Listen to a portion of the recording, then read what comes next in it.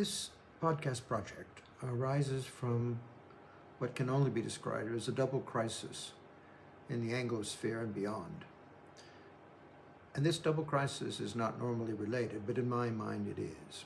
And the first crisis is more specialized, academic, if you will, and that is the difficulties, severe difficulties being encountered by language departments in so many universities to justify their existence, to sustain the interest of potential students, to offer some vantage on the future, which at the moment seems implausible for all kinds of reasons, and perhaps most importantly, this fundamental bias that it seems to affect so many monolingual English speakers, that learning another language is not important, that English will do, that English will suffice in all circumstances.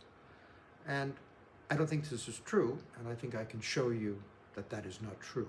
But in the meantime, I think as a former language teacher that I'm going to do my bit here to rally to the colors and defend these departments and their teachers and their students, but press them in a way they haven't been pressed before, on alternative ways to teach what they're teaching. In my particular case, what I find valid as an approach is not the oral method, not teaching students to speak and then do other things, but to begin as I began years and years ago in school, to read, and of course to write. And the language in question is French. So that's one particular concern. The other crisis is the much larger crisis of national division over the issue of race. And this affects a great number of our communities across the Anglosphere in different ways.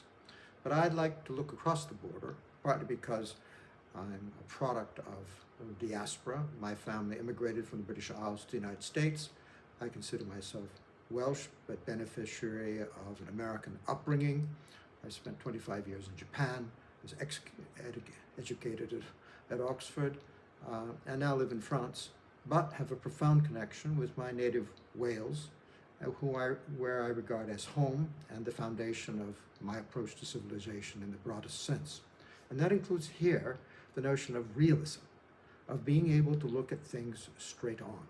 So this double concern unites, informs, and inspires the project that I will now set out, which I call Learning to Read, Learning French with Nick Fuentes, the firebrand intellectual, engaged intellectual, one of the most interesting, unsettling, some would say disagreeable, personalities on social media today, but nevertheless, someone who raises an issue that cannot be ignored.